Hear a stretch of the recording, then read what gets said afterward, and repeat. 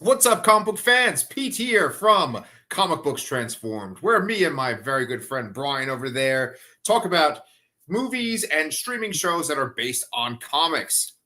One of our very favorite shows is back right now on Prime Video. I am talking about Invincible.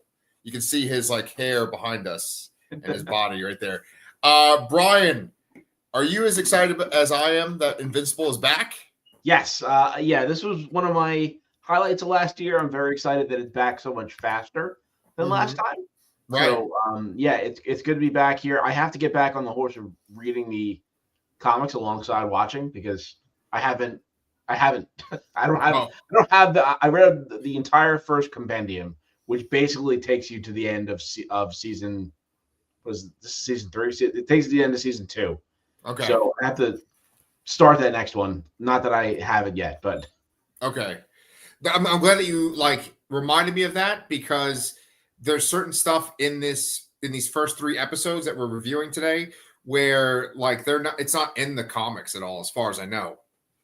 And really? I was gonna yeah. And I was gonna double check with you to be like, oh, did you see this in the comics? But I'm pretty sure one thing in particular, I was like, I don't remember seeing that at all. But interesting. It's been a really long time since I've read the Invincible comics, so I could be wrong. Okay. But today we are discussing the first 3 episodes of season 3. The show, it's freaking great. To me, I feel like the Amazon superhero shows, I've said this a bunch of times, I feel like they're superior to every other superhero streaming show that we watch. It definitely seems like that more so lately because this is great. The voice is great as well as Gen V. I don't know if you want to count Fallout, but Fallout was obviously great. But there are other things on the horizon that we have high hopes for, like Daredevil's coming in a month, so that should be exciting. This it's got to be something else that was good. So, of course, X-Men. Although who knows when we'll get season 2 of that. Yeah, X-Men 97 though kind of feels like the diamond in the rough. I enjoyed WandaVision. No, I mean Agatha All Along. Yeah, and I was excited by WandaVision. I liked Falcon and the Winter Soldier, but most of the Marvel Disney Plus stuff has been sort of mid, as the kids say. Yeah. That's a fair argument. Yes, but then Invincible cooks, or maybe they ate with Invincible, right? Invincible cooked and ate. Yes. Man, nothing as fucking embarrassing as being 42 and trying to sound like my teenage kid. Yeah. But what I will say though is that the music on the show is fucking great. I love violent superhero action set to hip hop. It's just so good. I don't remember what scene the music was corresponding with. I watched all these. We're watching this on the release day of the 4th episode. Yeah, we're only covering the first 3 episodes today, and I watched them all a week ago, all together, pretty much at once, in one sitting. Yeah. So my memory is very blurry. It is. I definitely remember scenes of music, but I don't remember what happened in it or even what song it was. Yeah, I didn't recognize any of the songs, but I can refresh your memory. There's this really great fucking training montage in the first episode where Mark is just testing his limits, and I'm pretty sure they play a hip hop song then. Then there's this battle that they have. I'm trying to think. I think it's in the 3rd episode where they're fighting the Mauler twins, and they're playing hip hop music. Yeah. So I just love it so much. This show just does a great job. In the 3rd episode, there's a pretty extended montage of these 2 supervillain criminals, and it's not hip hop music, but it's sort of this very melodramatic kind of piano music. Do you remember that? Yes, that's what opened the 3rd episode, right? The 2 guys robbing the bank, and it showed them kind of, that was a good sequence, yeah. Because there's a big giant lava guy, and then I guess his boyfriend, who's the guy that shoots out those tongues out of his body. Yes. Yeah. Just a great fucking sequence. But besides that, another highlight of this episode, or these 3 episodes, is Rexplode. Yeah, it's funny. You expect Rexplode to, I mean, he still sort of is kind of a dick, but you expect him to be more of a dick, and he keeps saying he's working on himself, and he just actually seems to be like a good dude. Yeah. And I think he's the funniest part of the whole show. Yeah, you kind of can't go wrong with Jason Mantzoukas. So yeah. So like there's so much that happened in the first two seasons, and there's a lot of like catching up in the second season or third season. You know, like just the fact that he like got shot in the head and shrinking Ray. I can't even remember. I think she like got swallowed and then like tried to get bigger inside one of the Serpent Society guys or whatever. Yeah, Wizard League. Yeah. She went inside one of the Serpent Society guys and then tried to embiggen herself, and it did not go well. And she was presumed dead. And it was that whole sequence was kind of shocking because the three heroes that were there essentially all got destroyed. yeah. So brutal, man. So it seems like this season is really focusing, at least this first three episodes, on this conflict between Mark and Cecil. Yeah, we've kind of pivoted temporarily away from the Viltrumite threat, and it does seem to be a focus of Cecil wanting to kind of control Mark and also kind of have a hand in training, bringing up Oliver, and Invincible just not wanting anything to do with it, which actually causes a split here with the Guardians of the Globe. In addition to Invincible not working with Cecil and that, what is the agency they work for? I forget. Oh, like the GDA, right? Isn't something like that? Global Defense Agency, I think. Yeah, that sounds about right. Yeah. In the comics, they always have like the picture of their government building and says parking in rear. Yes. You know? Yeah. I remember that, but I can't remember the damn acronym. Oh, it's all good. But I mean, to me, with Cecil, it always blows my mind that that's Walton Goggins. That's his voice. Yeah. He's a very versatile actor. He has some good comedic chops and other things too. But he seems to find a little bit of a home here in Amazon with this show and Fallout. So, but yeah, he's excellent, and they do a great job of kind of giving some depth and informing his choices, and that kind of caused a split between him and Mark. Yeah.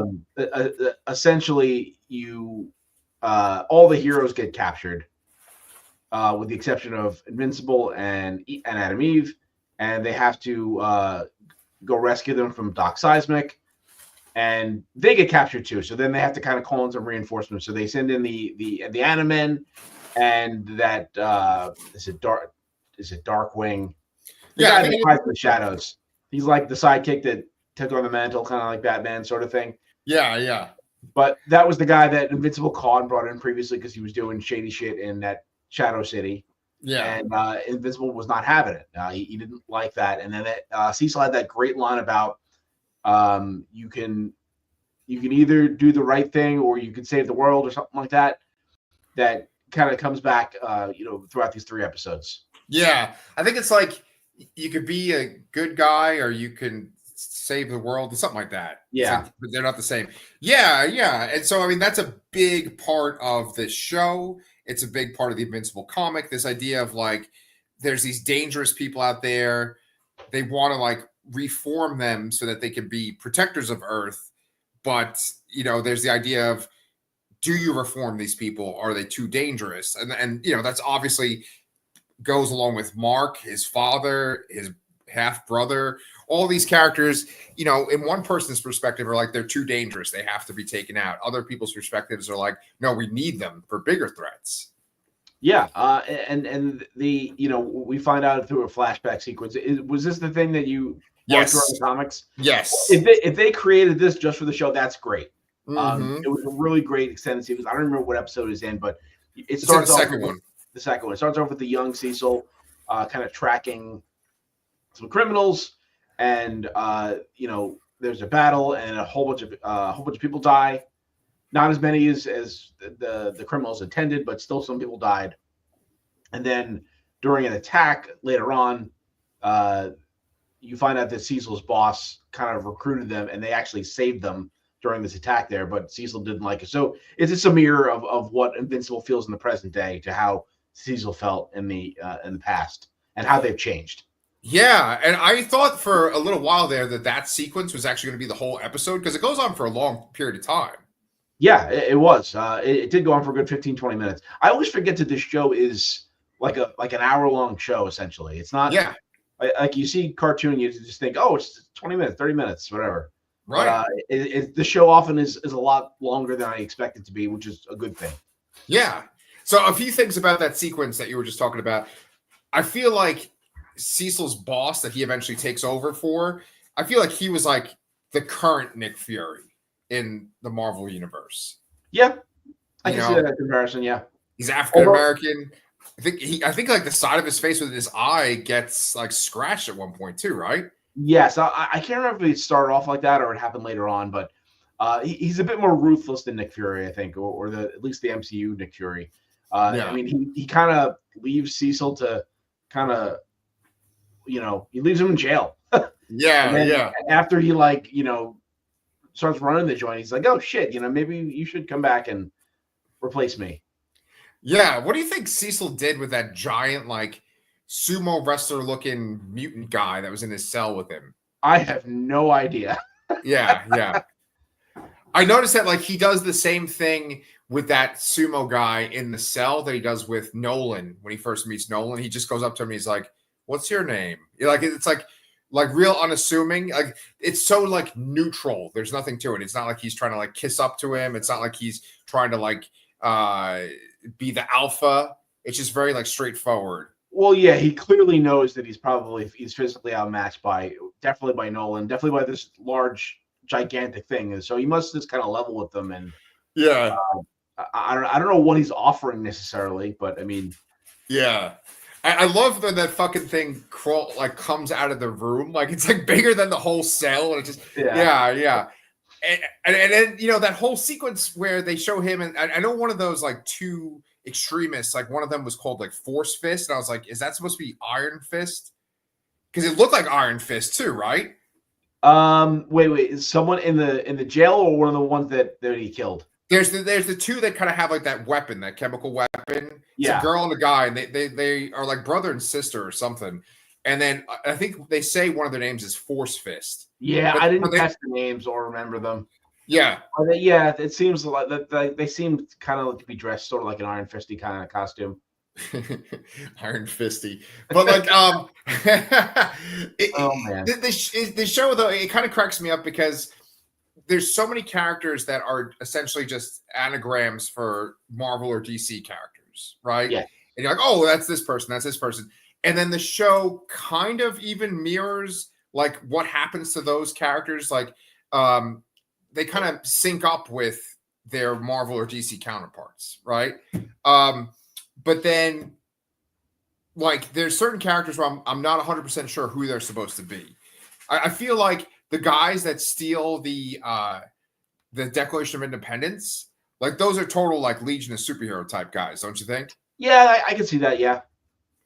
Right. I think one of them was called Dropkick, and the other one's called Fight Master. And I know that like in the Legion of Superheroes, there's like Karate Kid. I think there's no Judo Master is like a different DC hero. Yeah. He's in Peacemaker, right? Yes. Yeah. He was the little short green guy. Yeah.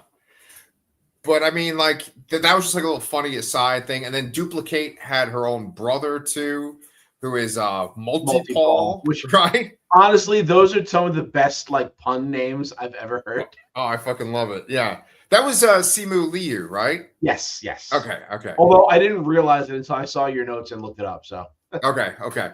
Yeah, they have a Shang-Chi episode in the most recent horrible season of What If. Yeah. And it's like, oh, he's getting some animated work in there. Nice. Yeah. Man, it's so funny like watching What If and then watching this. It's like I completely forgot that fucking What If season like immediately. I didn't even watch it, so yeah. It was just forgettable. So yeah.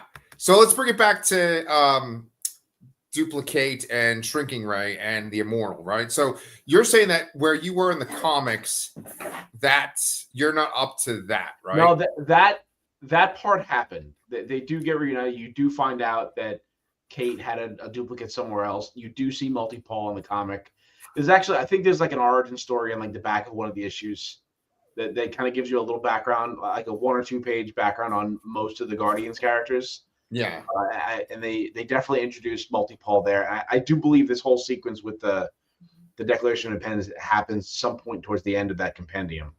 Okay. But like you said, like I've said before, and last year I guess, is that they kind of remix and the order of the stories here sometimes. Yeah, I always wonder if like the people that watch our show, if some of them are like big Invincible comic fans, and they'll be like, "No, that didn't happen in issue 76." Like they'll know the shit. But I just have this like bad recollection of what has actually happened in the comic. That's our Like, shtick. It's white guys that kind of vaguely remembering things. yes, and we usually don't eat. We're not cooking over No, here. we're So, not. I mean, well, I look like I eat though, that's for sure. But anyway, no, like all the stuff with like what do you call Adam Eve and like her mom and dad. I feel like that's not in the comic. The stuff where like the mom goes on a date with that guy, like all the nice little character side stuff. I feel like that's not in the comic. Yeah, I didn't even remember the guy that the mom goes on the date with. I'm like, am I supposed to remember him? And No. I didn't. Okay, good. Yeah. I don't know. There are companion books to Invincible too. I mean, wasn't there a Guardians of the Globe book? Oh yeah, absolutely. Yeah. I don't know how much they're pulling from any of that. So Yeah. maybe some of these things happen there. I don't know. Yeah. I mean, there's other like Robert Kirkman kind of had his own superhero universe within Image, and it was like Invincible. But then there was another comic called like Brit, and I'm pretty sure that's in the same universe as Invincible. There was like the Astounding Wolfman, whereas like a werewolf superhero that was in the Invincible universe. Yeah.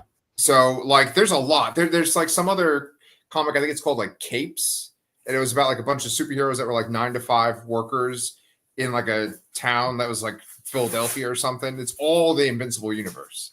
Yeah, didn't we see some of them in like one of the episodes in maybe last season?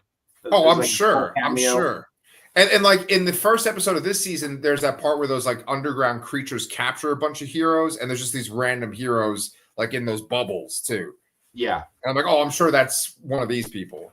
Yeah, that probably tracks. But it seems like there should be a lot more heroes in the country than were in that sequence. I know. Like, it seems like so few overall. Right. Most of them were the Guardians of the Globe, and then there's like 4 other guys. Yeah, and it's like that's all you got. Yeah. There was more people at like the funeral scene for the yeah. Maybe a lot of them died. Who knows? Yeah. Well, so like talking about just kind of going with this thread of things that aren't in the comic as far as I know. Another thing is this like Atlantean kaiju roar that we saw in the last season. That when Mark hears it, it like really hurts him. Yes, that was when they were gonna have to marry him off to the like the Atlantean princess or something like that because they killed because his dad killed the king. Yeah, that was that thing, right? Yeah. So I don't think that's in the comic though, where there's like this roar that hurts Viltrumites. Huh. Interesting. Okay. Like as far as I remember from the comics, I think there is like that gun because there's this one that special gun that can hurt the Viltrumites. But I think that's it's the things that Nolan wrote about in his books. They go into a little more detail in the comics so far about that. Yeah, from what I read, the scene with that kaiju I think was in the comic though. I don't remember if the ultrasonic thing was part of it now. Okay, well. I guess we'll have to see. Is the compendium? Do you have like a physical copy, or is it like? Oh no, that thing's way too big. I would never buy that because I feel like the binding was just guaranteed to just get destroyed at some point. Okay, man. Now you make me want to go to the fucking library and just like get that and look through it. You know? Yeah, I mean, you probably couldn't even see like the inside edges of the pages because it's so thick. Like the binding is like I don't know, like this long. You know? Oh shit! Yeah. Man, I love that stuff. You could fucking kill a toddler with one of those things. Yes. So let's just randomly talk about a couple of different points. One of my favorite fucking sequences, because I love that training montage sequence in the first episode. I love that fight where there's like hip hop music playing and they're just like beating the shit out of the Mauler people. And then there's this part where Mark goes into that white room with Cecil and he beats up a bunch of the Reanimen. And then he says, like, is that all you got? And he's like breathing heavy. And then Cecil's like, I wish you hadn't asked that. And then like the white room turns red and there's like hundreds of them. I love that. Yeah, that was great. I also love the line is like, what is this room for? It's for protecting me from you. Right. Because they're trying to make sure they don't have another Omni-Man incident. It's kind of funny though that how many of those Reanimen he kills. Like, I'm wondering how many billions of dollars that it probably cost. Right, and like how many corpses are that that they get? Yeah. Right? Yeah, of course. But it's just a great sequence. Those guys are tough. They really help take down those kaiju monsters that are underground too. Yeah, I think it's one of those things where it's like the power scale is kind of like off. I feel like when Mark first fights them, they're like a lot harder, and then now suddenly there's a whole bunch more, and they can take them out in one punch and stuff like that. But they do help a lot in that sequence against those creatures. But then it's like now Mark can destroy all of them. It's like, yeah, there's one point in the second episode where like the kaiju scream is like immobilizing him, and then they're all just like punching him, and you see his skin get like really bruised. Yeah, but that's it. It's weird because sometimes like characters will just like go like this, and they'll like cut a person in half, in the show or in the comic. That's true. Yeah. And then, but we have seen Mark get beat up before. Like he can be bruised. He's not completely invulnerable. No, he's not truly. And then it'd be funny if we do the title card right now, Invincible, right? So talking about title cards and stuff. One of the things I really love about this show is that when the end credits roll, they always stop and have like another scene. And you truly would miss an important scene if you skipped ahead to the next episode. Yeah, I think the credits go by so quickly though. That section of the credits, like you do see, and if you hit a button and you'd see like, oh, there's a whole huge bar left there to keep watching. Right. Well, that whole sequence with Invincible and Eve like getting together finally happens in the credits. Yeah, no, but that was like a good 15-minute sequence or something like that. Yeah. And it happened at the end of the third episode, I guess. I think it's the second one. Second, okay. Yeah, because the third one, they have like a date, but all it is really him just being like, my life sucks. And they just like sit on the roof and he just talks about how much his life sucks. Yeah. Like this is a great first date. It is funny how often they sit on the back of his roof, like in their costumes. Like, yeah. Right. Well, but that's the whole thing. Like, I love this show. I truly love this show. I get excited to watch any episode, but you do kind of start to see patterns, right? Where it's like Mark has some kind of conflict with his mom or girlfriend. Then he gets a call from Cecil, and he has to go intervene. Like, all the Guardians of the Globe get taken out by one thing, then Mark has to come in and save them. This kind of stuff happens a lot, Yeah, but I mean, this comic went for 160-something issues, right? Yeah. So. At least, yeah. Dude, I so want to, like, I want you to read the rest of the comic because so much more exciting stuff happens beyond this point, Yeah, I can imagine. And this is the beginning of season. It's a lot of setup for what's going to happen later on, much like, last season led up to Angstrom and other things. The Viltrumi's coming back, all that stuff. Yeah. Well, I was going to say, just kind of bringing it to that third episode now. Episode 3 was written by Jay Faber. I never know how to say his last name, but do you know who that is? I do not. So you've read a couple of his comics. He is a comic book writer, but now he mainly just writes like TV shows. He doesn't really write comics anymore. I'm trying to think of the most famous comic that you would know by him, but like Dynamo 5 was a comic that he wrote. Did I ever get you to read Noble Causes? No, I don't think so. Oh man, I fucking love Noble Causes. Noble Causes was this like soap opera superhero book. It was so fucking good. Really? Like, okay. It was like Dynasty or something where it was like this superhero family. Wow, Dynasty. Okay. Yeah. Look how isn't that weird? I could say ate and cooked, and I could also reference Dynasty. Yeah, that's your superpower. That's my lifespan. But I was gonna say though, Noble Causes was just so much fucking fun because it was like kind of like this scandalous soap opera, Melrose Place kind of shit. but then it was like in a superhero world, you know? Okay, I'll Yes. definitely check it out.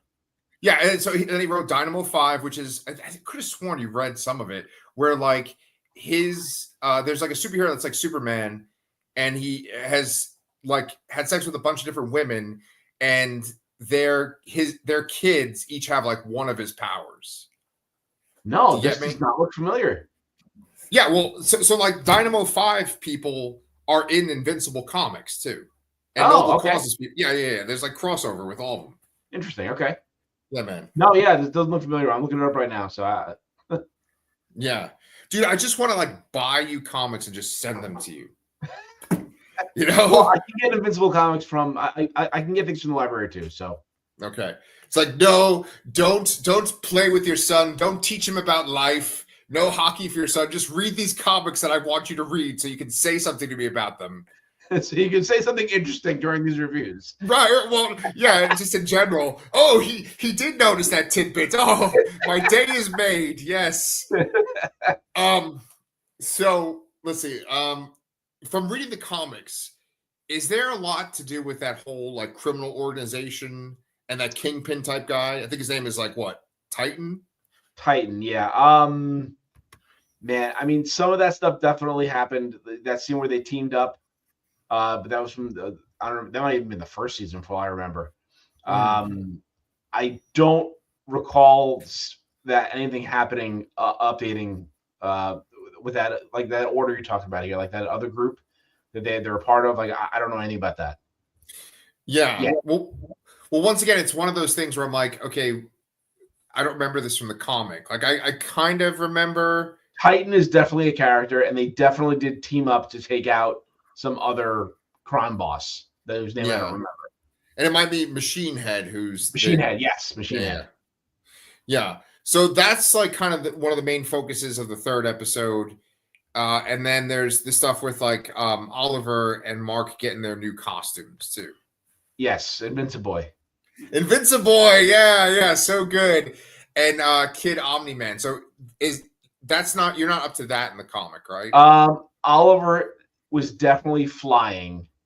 I don't think they got to a point where he got a costume, and I definitely didn't get to a point where he murdered the Mauler twins. Yeah, that was so brutal. It was ridiculous. Yeah. Especially the one that, first he breaks the guy's jaw, and he's just trying to be like, I grew up. He just like flies through one of them, and like he just like walks through his body. Yeah, and then he literally flies through the body of one of the molars. Yeah. Yeah, and the guy doesn't even like have any last words or like he just falls down dead. Yeah. Then the other guy, when he punches his head, it's like I was like, oh my god! Everything comes flying out, going upward. Yeah, it was brutal. So gruesome. It really is an interesting storyline. I know that the kind of what if Superman was evil, or what if Superman wasn't raised by the Kents? Kind of thing is kind of overdone now, but it is an interesting angle to take. So you have this kid, and they're trying, and it's almost like Damian Wayne in a way too. It's like he was raised. Well, he wasn't raised really by Nolan at all, but he thinks the most of his dad, even though he barely spent any time with him. And he kind of thinks his dad was right. And you should be using force, and life isn't as sacred if you're a bad guy, sort of thing. Which it's interesting with Oliver's views versus Invincible's views, and then also contrasting how Cecil does things too. Right. And Cecil wants to control Oliver as well. Yes. There's like multiple scenes, like almost one per episode, where like Mark grabs Cecil by the neck and like has him up in the air. Yeah. And I think that happens in this last scene too, as well, where like Oliver is just covered in the gore of the Mauler twins. Yeah, like the whole top half of his body is red. Yeah. It's straight out of like Carrie or something. And it's what I love about that too is that the Immortal is there, and the Immortal like watched Omni-Man kill all of the Guardians of the Globe. Yeah. So I mean, that plays out. I don't want to spoil things for you that come up in the comic, but there is interesting stuff that happens with the brother. And also they showed a little bit of Nolan and Alan too. I didn't put that in the notes. Yeah, there was some brief scenes with them in prison, but not much really happens there yet. No, but one of the post-credit scenes was Alan and Nolan, like the first episode. Yeah, it's this them trying to. It's just Alan trying to convince him to like, hey, help me and let's break out of here. And he's like, no, I'm staying here. Right. I'm assuming he comes around at some point and they break out, because otherwise this would be pointless. Maybe. I'm not going to spoil anything. And then like the last thing, I think this might be in the credit scene too, but of the third episode is when Mark finds that little like spying device and it blows up in his hand. Yeah, this was after Oliver kills the Muller twins. They're kind of like talking to him in his room, and they're having like a moment there, and then out of the corner of Mark's eye, he sees something watch them, and he goes out and destroys it. Yeah. It was a little gray ball with a red light. Is that signifying Angstrom? I couldn't even. It didn't ring a bell to me. Well, because don't they show a guy sitting in a chair and he's like, such a lovely family, or he says something like that? Oh, did they? Man, yeah. I don't remember. Maybe there was another credit scene that I missed. Yeah. Well, I think the way the episode ends is like the thing blows up in his hand, and like he's like, I don't know, and then it does the credits, and then I think during the credits it shows the perspective, right? And it's very similar to like the end of the first season of X-Men, the animated series, because like Mr. Sinister's looking at them on a screen. Yeah. And he's like, oh, if they only knew about Sinister. He says some kind of thing like that. I think he has a different voice than the regular Mr. Sinister on that show. But I'm pretty sure that like the Angstrom Levy, like it was the actor that does his voice. Who's that actor? Was that Sterling K. Brown? Yes. Right, so I'm pretty sure it was his voice. He's like, "Oh, what a lovely family." I mean, his power was, he could travel to other universes. So maybe it's another version of him. Maybe, yeah. Well, so did you watch episode 4? I didn't watch it. No. Okay, good. I don't like, because if I would have watched 4 today, that's all I would have remembered. I wouldn't remember anything from 1 to 3. It just would have confused me. So I'm going to watch it after this, maybe later next week. Yeah. Well, I mean, that's what happened to me, man, is that I went to go see Falcon and Winter Soldier because tonight's like my night of the week where I can like go to movies and shit. Yeah. And or not Falcon and Winter Soldier, Captain America Brave New World. Yeah. And like I want to talk to you about that, but then I also am like, nah, I'd much rather talk about Invincible. You know? This is how I'm not gonna say how I feel about Captain America 4, but I will say that like I didn't even bother for the mid credits or the post credits. I just left. Wow. Okay. Yeah. I haven't really read too much, but I've seen some ideas that people are just saying that's okay. So might be onto something there. Yeah. Well, so Brian, is there anything else that you want to say about the first 3 episodes of season 3 of Invincible? No, I think I'm good here, but hopefully by next week I'll actually have read some of the more comparative issues. Yeah. Okay. So, cool, man. I'll have some more information next week. Nice. I might actually go to my library and get some of the trades just so I can kind of refresh my memory too. So this season should essentially start with volume 10. Okay. If that helps you. So. And I think we've mentioned this on the show before, but like every version of the trades has like an old 80s sitcom title. I can't believe how long I went without realizing that. Yeah. Like Family Ties and Who's the Boss, all that kind of shit. Yeah. Yeah, like 8 is enough. 8 is enough. Yes. They were talking about me. All right. Anyway, it's weird. I'm recording. My mom's right over there. Anyway, guys, I gotta go because I'm embarrassed. But we love y'all. Make sure that you subscribe to our channel. And me and Brian will be back with some more Invincible next week. Thank you. Yoink.